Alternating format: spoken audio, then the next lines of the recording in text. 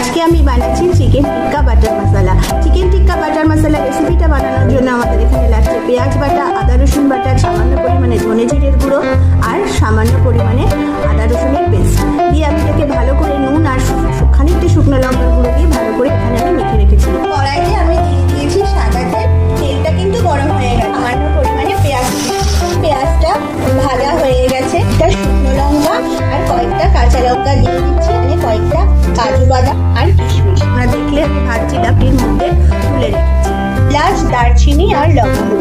ফোড়নটা কমপ্লিট হয়ে যাওয়ার পর এখানে পেঁয়াজ, শুকনো লঙ্কা, কাজু বাদাম, কিশমিশ, কাঁচা লঙ্কা ভেজে এটার পেস্ট আমি বানিয়ে নিয়েছি। এবার আমি এটার মধ্যে দিয়ে দিচ্ছি বাটার মশলা। ভালো করে মশলা দিয়ে কষানো কমপ্লিট। পরিমাণ মতো গরম জল, কাসুরি মেথি, কচি বাটার। চিকেন টিক্কা বাটার মশলা রেসিপিটা একদম রেডি। আজ এই পর্যন্ত।